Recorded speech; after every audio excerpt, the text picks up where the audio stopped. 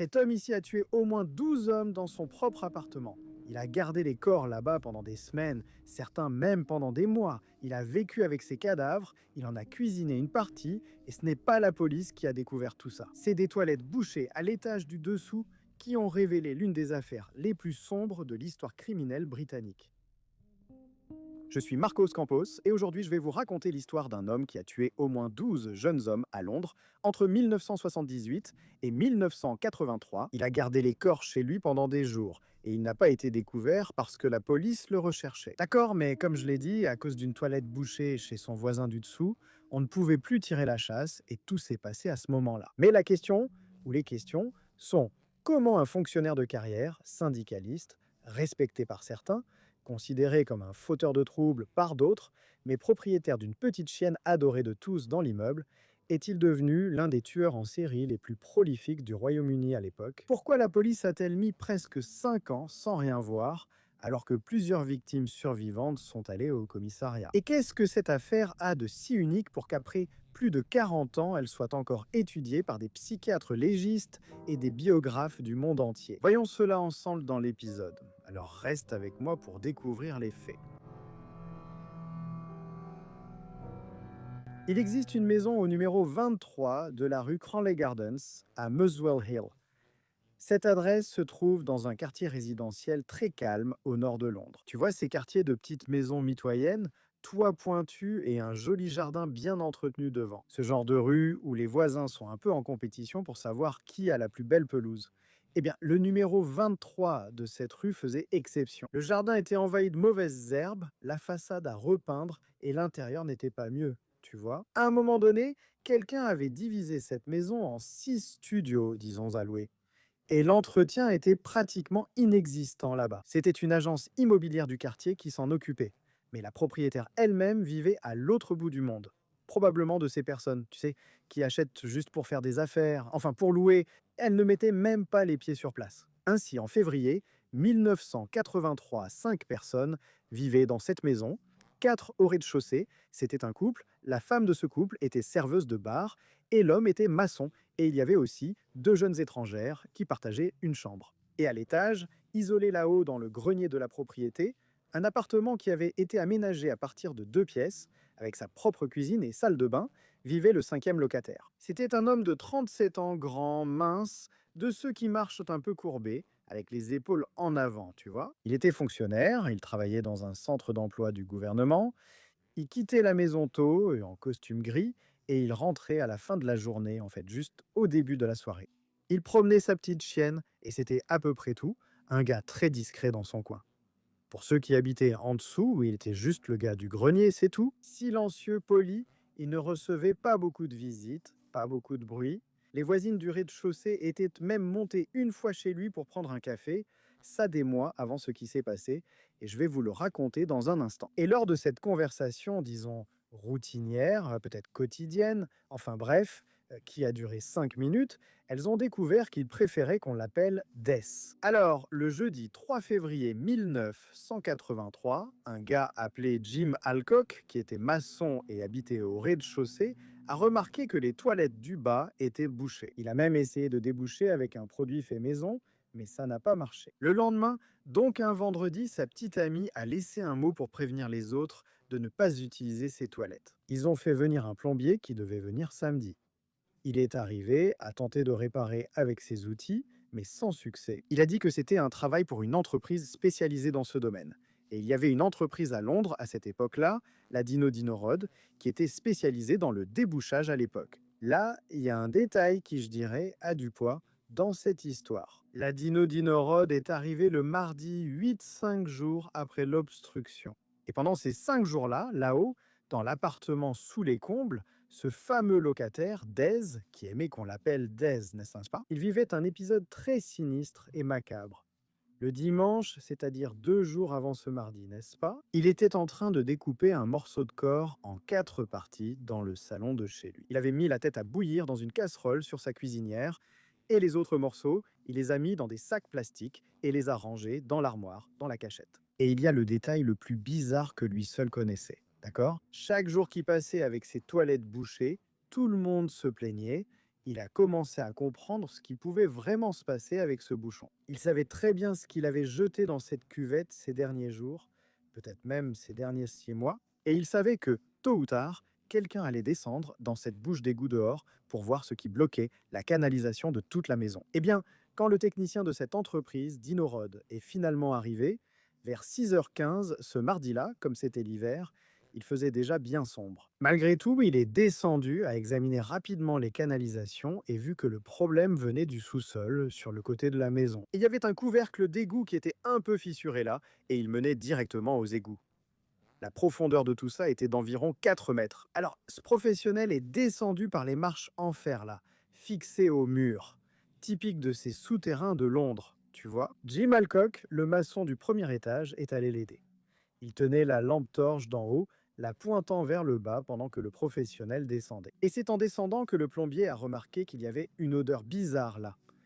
Quand il est arrivé au fond, la lampe torche a éclairé cette couche étrange qui recouvrait le sol. Il a demandé à Jim de bien garder la lampe torche braquée dessus, puis il en a remonté un morceau à la surface pour mieux voir. À ce moment-là, le gars savait déjà que ce n'était pas des excréments, pas un morceau de crotte, c'était un plombier qui avait déjà une certaine expérience dans ce domaine. Il s'est rendu compte que c'était de la chair, mais il ne savait pas de quoi. Il est resté prudent, même s'il avait quelques doutes qui lui venaient à l'esprit. Mais il pouvait se tromper, non? Ce jour-là, il est rentré, a appelé le directeur pour lui rapporter sa découverte. Ils ont convenu de revenir ensemble le lendemain matin pour confirmer ses observations. Et jusque-là, pas de police, aucune alerte, rien de tout ça. Mais il y a un détail. Avant que ce plombier ne parte, alors qu'il montait l'escalier, il a posé une question qui semblait même innocente. Il a demandé si un habitant de cette maison avait un chien, parce qu'il a dit que parfois, vous savez, il arrive que quelqu'un en laisse un là. Parfois, un morceau de viande crue dans la cuvette, un os de poulet, des restes de boucherie, vous voyez, dans la cuvette, et ça finit vraiment par boucher. Le résident du grenier, qui était descendu pour voir ce qui se passait au rez-de-chaussée, pendant que tout le monde discutait, a répondu sans hésiter qu'il avait, oui, un chien, une petite chienne. Mais jeter de la viande dans les toilettes, il a dit que jamais. Alors le plombier a remercié pour la réponse et est parti. Et en fait, il ne s'est même pas vraiment méfié, vu la façon naturelle dont le gars lui avait répondu. Cette même nuit, aux premières heures du matin, les voisins du rez-de-chaussée ont entendu quelque chose descendre les escaliers. Ils ont entendu la porte s'ouvrir, puis quelqu'un traîner le couvercle de la bouche d'égout, ces bruits métalliques raclés. Ensuite, des pas sur le côté de la maison, en direction de la cour. La petite amie du maçon lui a même chuchoté qu'il y avait quelqu'un qui touchait à la bouche d'égout dehors. Et elle pariait que c'était le gars d'en haut. Et c'était bien lui. Il était descendu lui-même jusqu'à la bouche d'égout avec sa lampe torche et un sac plastique à la main. Il avait ramassé ce qu'il avait pu là dans la bouche d'égout. Il a jeté les morceaux par-dessus une clôture dans le terrain vague derrière la maison. Son plan était simple. Il comptait ensuite aller tôt dans un Kentucky Fried Chicken pour acheter quelques morceaux avec l'intention de les jeter dans les canalisations afin de tromper le plombier ou quiconque irait là-bas après. Mais au fond, il avait déjà abandonné ce plan-là. Il a bu du rhum toute la nuit après ça. Il a pensé à se suicider, mais il a finalement renoncé aussi. Il a pensé à s'enfuir, mais ça non plus n'a pas marché. Au final, il a décidé de simplement attendre. Est-ce qu'il sentait que quelque chose allait très mal tourner pour lui? Eh bien, le lendemain matin, le 9 février, le plombier est revenu alors à 9h15 du matin. Il a soulevé le couvercle de la bouche d'égout, a pointé sa lampe torche et le sol était maintenant plus propre. Il est resté stupéfait. Ça n'avait aucun sens parce qu'aucune pluie n'aurait pu emporter tout ça. Et il savait déjà que les toilettes étaient toujours bouchées. Il est donc redescendu pour regarder de plus près, a enfoncé la main dans l'un des tuyaux secondaires et a tiré un autre morceau de viande. 4 fragments d'os sont sortis avec. Quand le plombier est sorti de l'égout, la voisine du rez-de-chaussée, la petite amie de ce maçon, était déjà dehors devant la maison pour raconter ce qu'elle avait entendu avec son petit ami la nuit précédente. C'est alors qu'ils ont décidé d'appeler la police pour voir ce qui se passait. Celui qui est arrivé, c'était le détective Peter Jay. Il est arrivé là vers 11h du matin ce jour-là. Il a emmené les fragments que le plombier avait trouvés à l'hôpital Charing Cross, où le professeur David Bowen, pathologiste médico-légal de l'Université de Londres, a tout examiné à 3h30 de l'après-midi. Ainsi, Bowen a confirmé qu'il s'agissait bien de restes humains. La chair provenait probablement de la région du cou et les os étaient ceux de la main d'un homme. Avec ces informations confirmées, à 4h30 de l'après-midi ce jour-là, l'inspecteur Jay était de retour dans cette maison. Et lui, avec 2 autres collègues, ont alors attendu que ce fameux D rentre du travail. Il est arrivé à 5h40 de l'après-midi et c'était le début de la fin. Les 3 policiers sont montés avec lui jusqu'à son appartement là-haut dans le grenier, n'est-ce pas? L'inspecteur Jay a dit qu'il était venu à cause des tuyaux. Dez a montré sa surprise. Il a demandé s'ils étaient du service sanitaire. Alors l'inspecteur Jay a expliqué que non, qu'ils étaient de la police. Que les morceaux retrouvés là, dans les égouts de cette maison, étaient humains. La réaction de Dez a été « Oh mon Dieu, quelle horreur !» Mais ça n'a pas duré longtemps. Jay l'a regardé dans les yeux et lui a dit d'arrêter de tourner autour du pot. Et il a demandé où était le reste de ce corps. Et c'est là que le gars a calmement montré son armoire, dans la chambre. Et il a dit que c'était dans 2 sacs en plastique, qu'il avait les clés s'il voulait ouvrir. Jay a dit qu'il n'avait pas besoin d'ouvrir, l'odeur suffisait à confirmer. Il a demandé s'il avait autre chose à dire. L'homme a répondu que c'était une longue histoire, qu'il faudrait remonter des années en arrière et qu'il préférait raconter au commissariat. Dans la voiture, en chemin vers le commissariat. Des détectives assis à côté de lui. Sur la banquette arrière, il a posé la question qui allait rester enregistrée dans les archives de la police britannique, comme un moment décisif. Des moments les plus marquants de l'affaire. Parlons-nous d'un ou de 2 corps? Dez a répondu sans changer de ton. Qu'il y en avait 15 ou 16 depuis 1978. Le détective Steve McCusker s'est assis sur la banquette arrière et j'ai pris le volant. Et je ne sais pas ce qui a poussé Steve à faire ça. Mais soudain, il a demandé à Nielsen, on parle d'un corps ou il y en aura 2? Et Nielsen a répondu, pas du tout, je pense qu'il y en a 16. Dans la salle d'interrogatoire déjà, le détective Jay a dû répéter la question, parce qu'il pensait avoir mal compris. Cet homme disait qu'il avait tué 16 personnes depuis 1978. Et l'homme a dit que oui, 3 à Cronley Gardens, cette maison-là, celle où ça s'était bouché, non? Et à peu près 12 ou 13 à l'adresse précédente, Amorose Avenue à Cricklewood. Et cet homme, ce Dess, avait un nom complet. Et c'était Dennis Andrew Nielsen. Écossais, fils d'une mère écossaise et d'un père norvégien. Il avait été militaire, il avait été policier, et depuis 8 ans, il était fonctionnaire. Un gars compétent, articulé. Connu de ses collègues comme un syndicaliste combatif. Les interrogatoires ont duré plus de 30 heures au cours de cette semaine-là. Il a tout raconté sans qu'on lui pose de questions, dans un monologue autobiographique ininterrompu et effrayant. Les détectives, des hommes expérimentés, qui en avaient déjà vu beaucoup dans leur vie. Ils sont restés sous le choc face à ce qu'il racontait, avec une indifférence émotionnelle sinistre même. Mais ce n'est que la partie émergée de l'iceberg, pour comprendre comment cet homme est arrivé dans cet appartement. Ce jour-là, avec des morceaux de 3 personnes différentes rangés dans l'armoire et dans la cuisine. Comment il a bouché cette canalisation avec des restes humains. Nous devons remonter dans le temps jusqu'à un village de pêcheurs dans le nord-est de l'Écosse. En hiver 1990, en 1951. Dennis Andrew Nielsen est né le 23 novembre 1945. À Fraserburgh, dans l'Aberdeenshire, c'est une ville portuaire du nord-est de l'Écosse. Sa mère, Betty White, était écossaise et elle avait été élue reine du bal de la ville au plus fort de la Seconde Guerre mondiale. Son père était Olav Magnus Nielsen, soldat norvégien des forces norvégiennes libres. Il s'était exilé en Écosse après l'invasion nazie. Les parents de Dennis se sont rencontrés dans une rue de Fraserburgh, quand Olav a défendu Betty d'un soldat ivre qui essayait de l'agresser. De cette rencontre fortuite était né l'amour entre eux. Ils se sont mariés le 2 mai 1942. Ils ont eu 3 enfants, Olav Junior, Dennis et Sylvia. Mais avec le temps, les problèmes sont arrivés. Le père est devenu absent. Il n'était pratiquement jamais à la maison. La famille n'a jamais vraiment formé une véritable unité familiale. Ainsi, après un certain temps, Betty est retournée vivre chez ses parents. Et les 3 enfants ont grandi dans la maison des grands-parents. La mère et ses 3 enfants partageaient une chambre. La mère et la fille dans un lit, les 2 frères dans l'autre. C'était une maison très simple, celle du grand-père maternel de Dennis. Un pêcheur écossais nommé Andrew White. Et dans cette petite maison étroite, l'homme central dans la vie de Dennis Nielsen n'a été ni le père absent, ni la mère débordée. C'était le grand-père maternel, Andrew White. Pêcheur, syndicaliste, simple, religieux fervent, conteur d'histoires. Andrew était l'exact opposé du père biologique de Denis. Il emmenait le garçon se promener près du port. Il lui apprenait à faire voler un cerf-volant en papier avec des brindilles attachées par de la ficelle. Il l'emmenait voir la construction des bateaux. Il racontait des histoires d'eau de la mer qu'il ne racontait à personne d'autre. Denis était le meilleur auditeur qu'Andrew ait jamais eu. Et pour le garçon, son grand-père n'était pas seulement une figure aimée, il était l'encre centrale de son existence. Selon Denis Nielsen lui-même, il l'a écrit des décennies plus tard, dans une cellule de prison. En octobre 1951, Andrew White se sentait trop fatigué. Il avait arrêté de chanter dans la chorale locale. Pour la première fois de sa vie, il disait qu'il n'avait plus de force, mais il devait travailler. Et le métier de pêcheur demandait beaucoup d'efforts. Il devait aller en mer. Alors un jour, il a fait ses adieux à sa famille. Il a fait signe à son petit-fils et est monté à bord. Cette même nuit sur le bateau, il a refusé une tasse de thé, chose qu'il n'avait jamais faite. Il a dit à ses amis qu'il avait une mauvaise digestion. Puis il est allé s'allonger dans sa couchette de marin.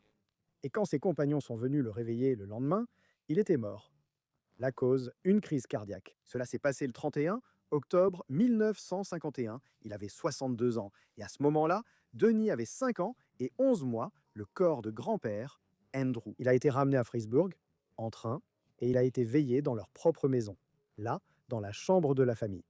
Ils ont mis le cercueil ouvert sur des tréteaux au milieu de la pièce. Sa femme, la grand-mère de Denis, a pleuré pendant toute la veillée funèbre. Personne n'a expliqué aux enfants ce qui s'était vraiment passé. Betty, la mère, est entrée et a demandé aux 3 enfants s'ils voulaient voir leur grand-père, puis les a pris chacun en pyjama. Et elle les a emmenés jusqu'au bord de ce cercueil.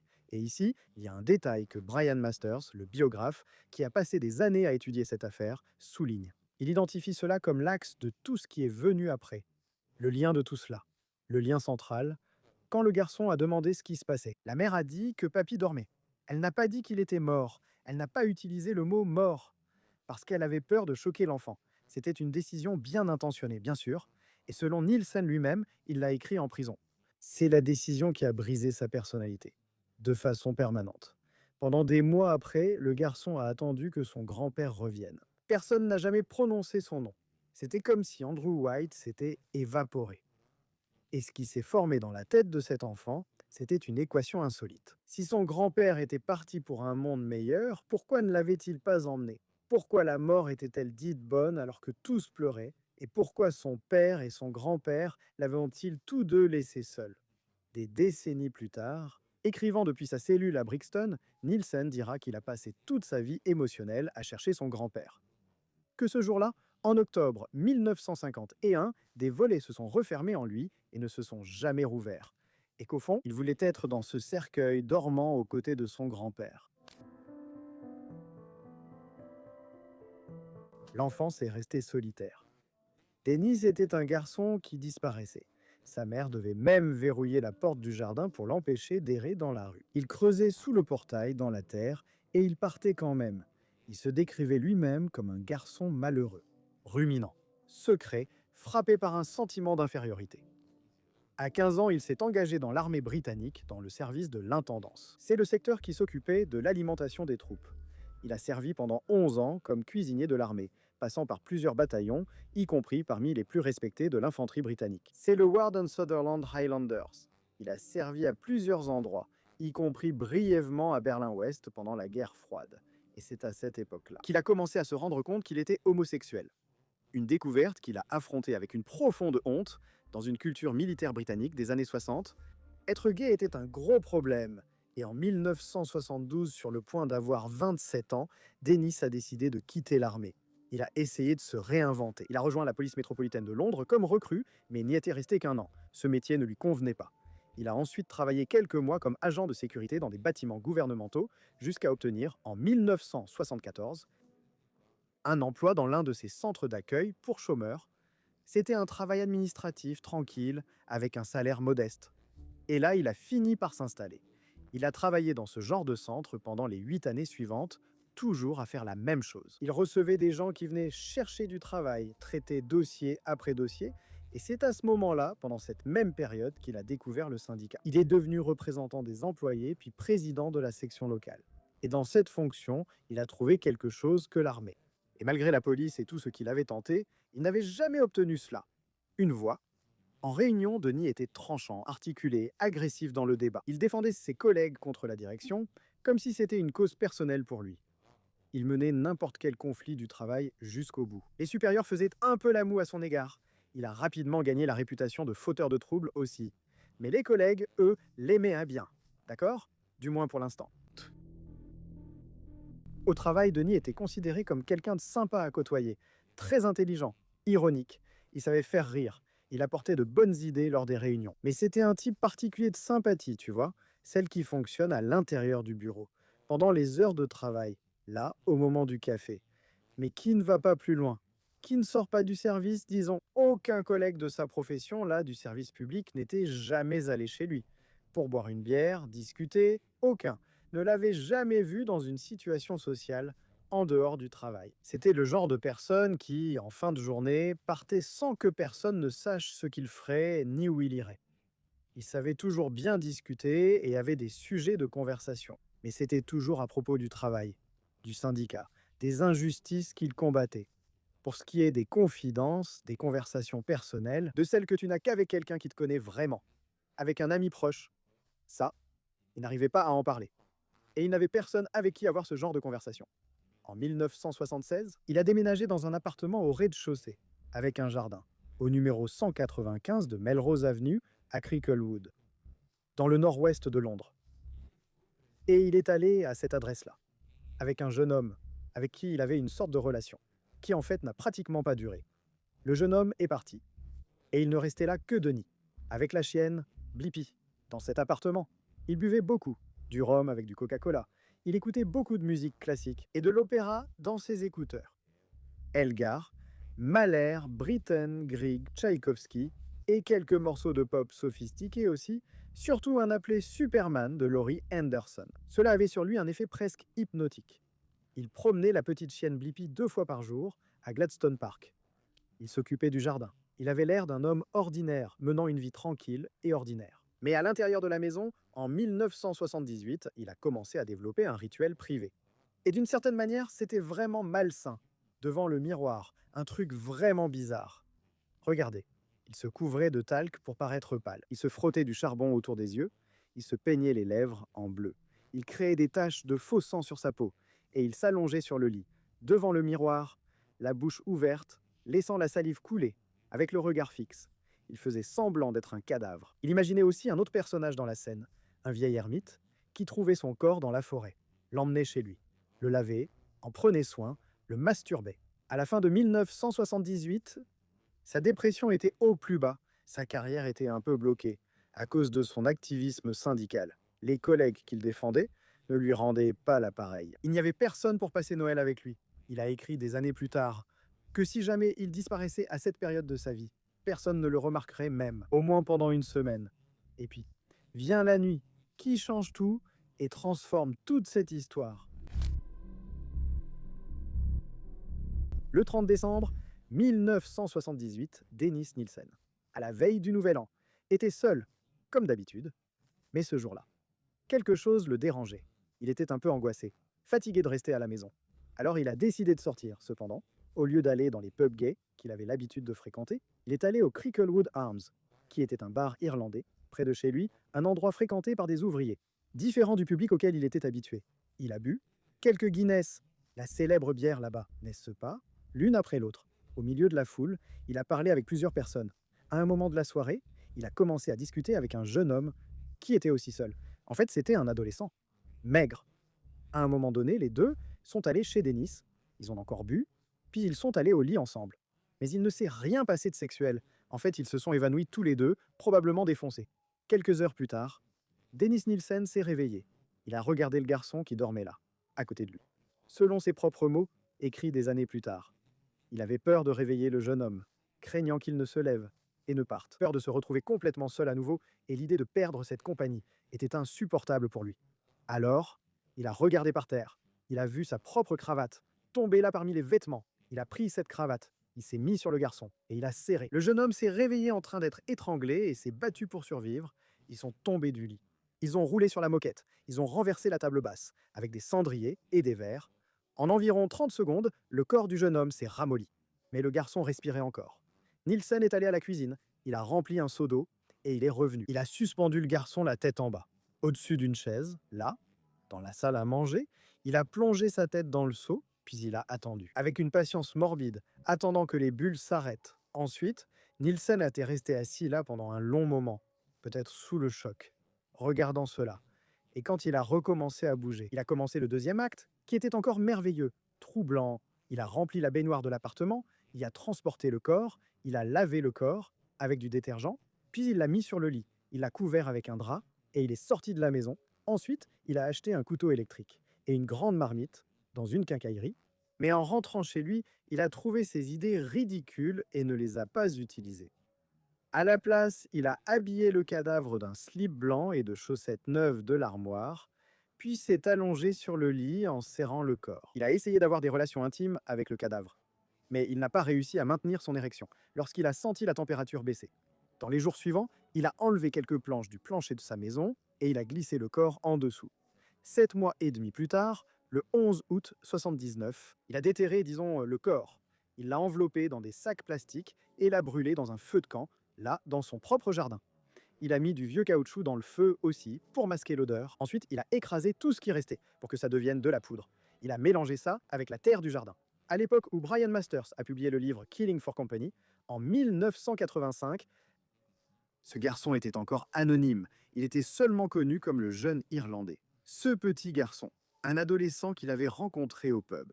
Je rentre à la maison. Et cet adolescent n'était même pas irlandais, d'accord? Ses parents l'étaient. Mais en réalité, il était né à Londres. Ce n'est qu'en 2006, ans plus tard, que son identité a finalement été confirmée. Lorsque les enquêteurs réexaminèrent les dossiers de personnes disparues, ils ont montré une photo à Nielsen qui avait déjà 60 ans en prison. Et il a confirmé. Le jeune homme s'appelait Stephen Dean Holmes. Il avait 14 ans lorsqu'il a perdu la vie. L'histoire raconte qu'il était allé à un concert de rock et qu'il devait ensuite prendre le bus pour rentrer chez ses parents. Sur le chemin, il est finalement entré dans ce pub pour se protéger du froid. Il était hétérosexuel, aimait le football et le rock. Il a disparu cette nuit du 30 décembre 1978 sans laisser aucune trace. Sa mère est décédée en 2002 sans jamais savoir ce qui était arrivé à son fils. Après cette première nuit, Dennis est resté presque une année entière sans tuer à nouveau. Il a poursuivi sa vie comme si de rien n'était, travaillant pour le syndicat et promenant sa chienne au parc. En apparence, un citoyen ordinaire, et selon ses écrits, il a fini par le croire lui-même, qu'il s'agissait d'un accident isolé, qu'il ne recommencerait jamais. Mais en octobre 1979, il s'est passé quelque chose qui aurait dû changer le cours de cette histoire. Mais ça n'a rien changé. Dennis avait ramené chez lui un étudiant chinois nommé Andrew Ho. Et à un moment de la nuit, pendant une conversation sur le sexe, il a pris une cravate et l'a enroulée autour du cou de ce jeune homme. Ho a paniqué et a réussi à se dégager. Il a attrapé un chandelier, l'a lancé en direction de Denis et a couru directement au commissariat. La police est allée à l'appartement une demi-heure plus tard, où a dénoncé la tentative d'étranglement. Denis, très calme, a tout nié. Il a dit que ce n'était qu'un jeu de rôle pendant le sexe. Et c'est là qu'est survenue l'erreur qui a coûté cher. Ho, par honte d'expliquer à la police ce qu'il faisait là, a décidé de ne pas poursuivre l'affaire. La police est donc partie et l'affaire a été classée. Des années plus tard, depuis sa cellule de prison, Dennis Nielsen lui-même a écrit une phrase qui donne des frissons. Il a dit que c'était dommage qu'il n'ait pas été arrêté cette nuit-là. Si la police avait mieux enquêté sur cette plainte de cet étudiant, toutes les morts qui ont suivi auraient pu être évitées. Mais en décembre 1979, c'est alors qu'est arrivé Kento au Camden, un touriste canadien venu passer des vacances à Londres. Ils se sont rencontrés dans un pub à l'heure du déjeuner. Ils ont échangé des banalités et ont tout de suite sympathisé, là, l'un avec l'autre. Et ils ont passé tout l'après-midi ensemble à se promener dans la ville. Dennis jouait les hôtes, montrant les sites touristiques. Le soir, ils sont allés dans l'appartement de Dennis pour continuer la conversation. Ils ont bu, écouté de la musique.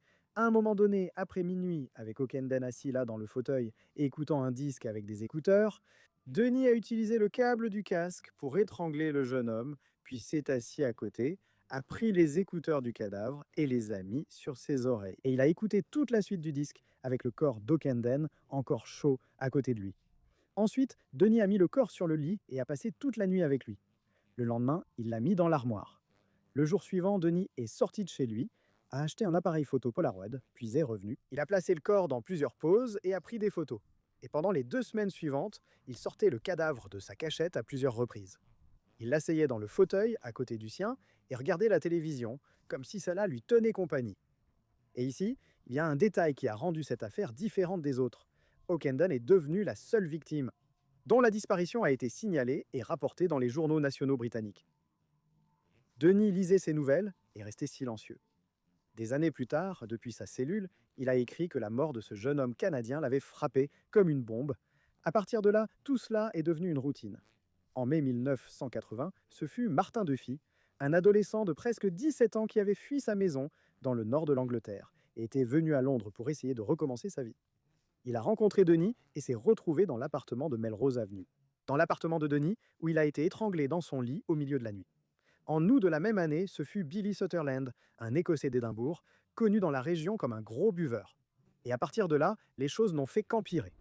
Il y en a eu plusieurs autres, la plupart sans nom, jusqu'à aujourd'hui. C'étaient de jeunes hommes, sans abri, dépendants, des gens qui vivaient de petits boulots et parfois se prostituaient. Des gens sans papier, sans famille, personne ne les attendait à la maison, personne pour signaler leur absence. La dernière victime, là dans l'appartement de Melrose Avenue, était un homme appelé Malcolm Barlow, en septembre 1981. Et c'est ici qu'apparaît l'aspect le plus déconcertant de cette affaire. Peut-être que Denis Nielsen ne choisissait pas ses victimes avec un soin prédateur. Au sens classique des tueurs de cinéma. Il invitait n'importe qui acceptait d'aller chez lui. Certaines personnes y allaient, dormaient, se réveillaient le matin, prenaient un café et repartaient vivantes. D'autres, il les tuait tout simplement, de son propre chef. Il y en a eu au moins 7 tentatives ratées. Des gens qui ont échappé, ou dont il est lui-même sorti de la transe avant de finir. Certaines de ces personnes sont même allées voir la police. En mai 1980, Écossais nommé Douglas Stewart. Il s'est échappé et a prévenu la police qui s'est rendue sur Melrose Avenue. Après avoir écouté Denis Nielsen, qui a évoqué une simple dispute entre deux hommes ivres, les policiers sont repartis sans enquêter. Voilà un maillon de cette chaîne criminelle qui a duré près de 5 ans. Des victimes ont réussi à s'échapper vivantes. Elles ont cherché la police et ont été ignorées. On peut dire que l'homme qui tuait était un fonctionnaire bien intégré, articulé, sans casier judiciaire. Les personnes qui s'échappaient étaient jeunes, marginalisées, disons, gays, toxicomanes, prostituées, ivrognes. La police britannique, au début des années 80, n'a tout simplement pas pris cela très au sérieux. Pendant ce temps, le jardin de la maison, là au numéro 195 de Melrose Avenue, se remplissait de cendres. Nielsen faisait régulièrement des brasiers. Il mélangeait les cendres avec la terre du jardin. Il brisait les os les plus gros avec une pelle et les jetait par-dessus la clôture dans un terrain vague. Plus tard, lorsque la police a fouillé le jardin, en 1983, ils allaient trouver plus de 1000 fragments d'os. Selon Dennis Nielsen lui-même, lors du procès, il y aurait eu 12 hommes tués sur Melrose Avenue. Rien que là. Mais il se pourrait que ce soit plus. Et des années plus tard, en 1992, il est revenu sur ses déclarations. On a compté 16 victimes, mais il a dit que le total était bien de 12 à cette adresse. Et à la suivante, dont je vais parler tout de suite. Mais pour le détective Peter Jay, il a toujours pensé que cette contradiction, ce revirement, n'avait pas de sens. Mais découvrons donc l'autre adresse, celle qui a ouvert cet épisode. En octobre 1981, le propriétaire de l'appartement de Melrose Avenue. Il a demandé à Dennis de déménager. Il a réclamé la maison.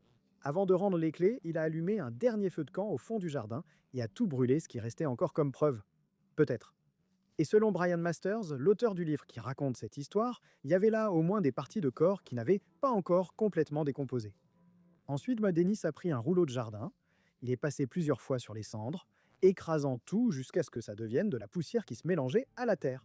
Bon, après ça, il a déménagé de l'autre côté de Londres, dans un quartier appelé Muswell Hill, et il a loué le grenier d'une vieille maison, celle-là même qui a ouvert l'épisode. Dennis, dans sa tête, pensait que ce changement allait être la fin du cycle, parce que le nouvel appartement n'avait pas de plancher qu'il pouvait enlever pour cacher un corps, il n'y avait pas de jardin qu'il pouvait utiliser juste pour lui, il n'y avait aucun coin où il pouvait cacher ou brûler des choses. Et pendant un moment, il semblait vraiment que Dennis avait raison de penser ça. En décembre 1981, il a rencontré un jeune homme appelé Kevin Sylvester, paralysé par l'alcool dans une rue. Il a emmené le gars chez lui, lui a donné un lit pour dormir, l'a nourri au petit déjeuner et l'a renvoyé vivant. Et Nielsen a écrit qu'il était euphorique. Il pensait que c'était enfin fini, qu'il avait laissé tout ça derrière lui. Mais ce n'était pas le cas. Le premier meurtre dans le nouvel appartement a eu lieu en mars 1982, quelques mois après le déménagement. Le nom du jeune homme était John Rowlett. C'était un gars de la rue, de ceux qui avaient repassé toute leur vie sans foyer. Sa famille avait coupé les ponts avec lui alors qu'il n'était encore qu'un garçon à 13 ans. Depuis, Rolette avait vécu en errant, entrant et sortant des foyers, étant arrêté pour de petits vols sans jamais réussir à remettre sa vie sur les rails. Quand il a rencontré Dennis, il était adulte, dans la vingtaine, avec cette habitude d'inventer des histoires sur lui-même, sur son passé, pour paraître plus important qu'il ne l'était. Il disait à tout le monde qu'il avait été soldat dans la garde royale britannique. Personne ne savait si c'était vrai ou non, et probablement ça ne l'était pas. Dennis lui-même n'a jamais su son nom de famille. Pour Dennis, c'était juste John, le garde. Et c'est avec ce surnom que le nom du jeune homme a fini des années plus tard dans les dossiers de l'affaire. Le deuxième meurtre à Cranley Gardens a eu lieu en septembre de la même année, un homme appelé Graham Allen. Et la troisième victime fut le 26 janvier 1983, et c'est celle-là qui compte pour comprendre comment tout s'est effondré. Le nom de cette victime, de ce jeune homme, était Stephen Sinclair. Il avait 20 ans, il était fortement dépendant aux drogues. Et à ses poignets, il portait des marques récentes de tentatives de mettre fin à ses jours. C'était le genre de garçon dont personne n'allait regretter l'absence. Et c'est exactement pour cette raison que Dennis, il a choisi, ou il a vu une opportunité en lui. Dans ces 3 meurtres, là, à Cranley Gardens, la méthode de dissimulation des corps a changé radicalement. Comme il n'avait pas de jardin pour faire un feu, ni de plancher pour cacher le corps, Dennis a commencé à faire quelque chose de bien pire. Peut-être. Il emmenait le corps dans la salle de bain du grenier, le mettait dans la baignoire et le dépsait là même. Il découpait les organes en petits morceaux et les jetait dans les toilettes, puis tirait la chasse. Et quand ce processus devenait trop lent, il prenait les plus gros morceaux et les faisait bouillir dans une casserole sur la cuisinière. La tête entière dans une grande marmite, ensuite les mains, les pieds, enfin. Quand l'os ressortait propre, il le brisait en petits morceaux et les jetait avec les ordures ménagères ramassées chaque semaine par le camion de la mairie. Et ce qui restait, les gros os comme le crâne, le fémur, les os du bras, le bassin, il les gardait dans un coffre qu'il avait dans un coin du salon. Là, ils étaient enveloppés dans des sacs avec du gros sel. Il recouvrait tout ça avec un vieux rideau rouge qu'il avait ramené de son ancien appartement. Et c'est ce système qui a débloqué l'affaire. Parce que la tuyauterie de la salle de bain du grenier, comme on l'a vu, s'est retrouvée bouchée, complètement obstruée. Cette tuyauterie traversait toute la maison et se connectait aux égouts en bas. Les morceaux de chair et de graisse que Nielsen jetait dans les toilettes sont restés coincés et ont bouché la canalisation en janvier 83. Donc après avoir tué Stephen Sinclair, Nielsen était en plein processus de dissection quand le système s'est bouché pour de bon. Le week-end du 5 et 6 février, il a découpé le corps en 4 parties dans le salon de l'appartement, a fait bouillir la tête alors que les toilettes de l'étage inférieur étaient déjà bloquées et que les voisins attendaient déjà le plombier. Voilà, c'est ce que j'ai raconté au début. Le technicien plombier est descendu dans la bouche d'égout la nuit. Nielsen essayait d'en retirer les morceaux. Le technicien est revenu le lendemain. La police est arrivée. Il a attendu que Dennis rentre du travail. Et c'est ainsi qu'il a finalement été découvert et arrêté. Le procès a commencé le 24 octobre 1983. 2 grandes équipes ont été formées. Une pour l'accusation, représentant la couronne britannique, et une pour la défense, engagée par les avocats de Nielsen. Le juge qui allait présider tout cela était un vétéran de la magistrature anglaise, connu pour diriger des affaires difficiles d'une main ferme. Nielsen a été accusé de 6 meurtres et de 2 tentatives de meurtre. Les 6 cas choisis par l'accusation étaient ceux pour lesquels il y avait suffisamment de preuves médico-légales: Kenneth, Kennan, Martin Duffy, Billy Sutherland, Malcolm Barlow, John Howlett et Stephen Sinclair, ce dernier. Les tentatives de meurtre concernaient Paul Nobbs, un étudiant de 19 ans de l'Université de Londres, qui s'est échappé en novembre 1981, et Douglas Stewart, un homme de 26 ans qui s'est échappé en novembre 1980 après que Nielsen ait tenté de l'étrangler pendant qu'il dormait dans un fauteuil. La stratégie de la défense a été de plaider non coupable et d'essayer de prouver que Dennis souffrait d'un trouble mental qui lui avait fait perdre le contrôle de ses actes. Si cette thèse était acceptée, il ne serait pas condamné pour meurtre, mais pour une infraction moins grave prévue par la loi britannique, ce qui ouvrirait la porte à une peine dans un hôpital psychiatrique, plutôt qu'en prison ordinaire. En pratique, cela signifiait qu'il pouvait être libéré au bout d'environ 15 ans. Et là, les psychiatres étaient complètement en désaccord. Les médecins engagés par la défense ont soutenu que Denis souffrait d'un grave trouble de la personnalité, développé dès l'enfance à Frisburg. La mort inexpliquée de son grand-père, l'absence de son père, le fait qu'il ait découvert son homosexualité et ait dû la cacher toute sa vie, surtout à l'armée. Tout cela, selon eux, avait créé chez lui une sorte de faux self, une façade qui cachait un esprit fragmenté. Mais le psychiatre engagé par l'accusation a réfuté cela. Il a reconnu que Dennis avait une personnalité anormale. Personne, en pleine possession de ses moyens, ne tuerait autant de gens. Mais une personnalité anormale, du point de vue de la loi, ce n'est pas la même chose qu'une maladie mentale. Et ce qu'il avait observé dans le comportement de Denis pendant les crimes était exactement le contraire de quelqu'un hors de lui. Il encourageait ses victimes à se détendre, à boire, à dormir. Il calculait, planifiait et exécutait avec un sang-froid anormal, mais avec l'esprit parfaitement lucide. Le jury était divisé. Et le 4 novembre 1983, à la fin de la matinée, le juge a annoncé qu'il accepterait un verdict à la majorité. Il n'était pas nécessaire qu'il soit unanime. L'après-midi, le résultat est tombé. La majorité a condamné Dennis. Dans les 6 cas de meurtre et dans une des tentatives d'homicide, Dennis a été condamné. Pour la tentative contre l'un des survivants, le verdict a été unanime. Tous les jurés ont jugé Denis coupable. Va savoir pourquoi. Au final, le juge a condamné Denis à la prison à perpétuité, avec la recommandation de purger au moins 25 ans avant de pouvoir demander une libération conditionnelle. Mais en décembre 1994, plus de 10 ans après la sentence, le ministre de l'Intérieur britannique a réexaminé l'affaire et a changé les règles. Il a transformé la sentence en ce qu'on appelle là-bas une perpétuité réelle, ce qui signifie en pratique une vraie prison à perpétuité, sans aucune possibilité de sortir vivant, sans appel, sans liberté conditionnelle, sans révision. Denis, il allait mourir en prison. Et c'est là qu'entre en scène Brian Masters. Brian Masters est le biographe anglais qui, pendant la période où Denis était en prison en attendant son procès, a commencé à échanger des lettres avec lui. C'est à partir de cette correspondance qu'est né le livre le plus détaillé sur cette affaire, intitulé Killing for Company, ce qui, en traduction libre, veut dire tuer pour avoir de la compagnie. Ce livre a d'ailleurs été la principale source pour réaliser cette vidéo. Masters a été le seul biographe que Denis a autorisé à écrire sur son histoire. Le titre vient d'une phrase que Dennis Nielsen lui-même a écrite dans l'une de ses lettres. Il a dit qu'il tuait pour la compagnie, par peur absolue d'être laissé seul, pour que quelqu'un reste avec lui, qu'il le veuille ou non. Exactement comme il l'a écrit à propos de ce jeune homme de la première nuit, le matin du 30 décembre 1978. En 2020, plus de 30 ans plus tard, une chaîne de télévision britannique a produit une mini-série en 3 épisodes intitulée Death, le surnom que Dennis Nielsen s'était donné lui-même, avec David Tennant dans le rôle principal et Daniel Mays dans le rôle de Peter Jay, le détective, et Jason Watkins dans le rôle de Brian Masters, le biographe. La série, écrite par Luke Neal, se concentre entièrement sur la période entre l'arrestation et le procès. Elle n'a montré aucun des crimes, ce qui était un choix délibéré pour ne pas esthétiser la violence. Elle a été récompensée et a réuni une très large audience. Dennis Nielsen a passé 35 ans en prison. Il a purgé sa peine dans plusieurs établissements. Il a appris le braille dans l'atelier de la prison et s'est mis à traduire des livres.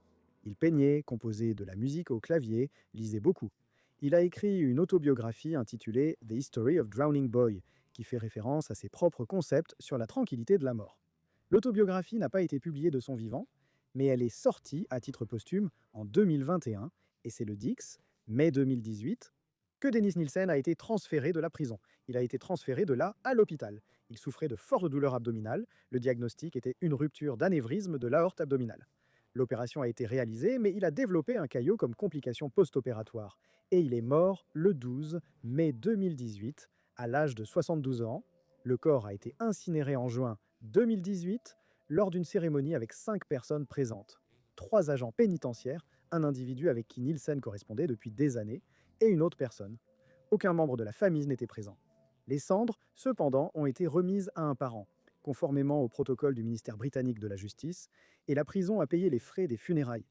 Parmi les hommes que Dennis Nielsen a avoué avoir tués, 7 restent non identifiés à ce jour, 7 jeunes qui sont entrés dans un pub de Londres entre la fin des années 70 et le début des années 80, ont rencontré un fonctionnaire amical, sont allés chez lui et ne sont jamais revenus.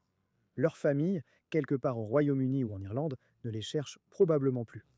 Certaines de ces familles n'ont peut-être jamais commencé à chercher. Et le détail le plus froid de cette histoire, c'est peut-être la phrase que Dennis lui-même a écrite à propos de ce premier meurtre, des années plus tard, dans sa cellule. Il a dit qu'il ne savait pas pourquoi il avait commencé, qu'il avait passé toute sa vie à se poser cette question et qu'il n'avait jamais trouvé la réponse. La personne qui s'est peut-être approchée le plus près d'une réponse, c'est Brian Masters. Pour lui, tout revenait à cette petite chambre de Freyciburg. En octobre 1951, le cercueil ouvert, le grand-père qui semblait dormir, la mère qui n'a pas prononcé le mot « mort » devant le garçon de 5 ans et 11 mois qui a passé des mois à attendre le retour de son grand-père et n'a jamais pu comprendre pourquoi la mort était un endroit meilleur où il n'avait pas été invité. Voilà, entre 1978 et 1983, 12 personnes, peut-être plus, 15, ont été invitées par lui. C'était le spécial sur Dennis Nielsen. J'espère que ça vous a plu. Dites-moi en commentaire ce que vous en pensez. Bisous du roux, merci pour votre présence. Et à bientôt pour le prochain épisode. Au revoir.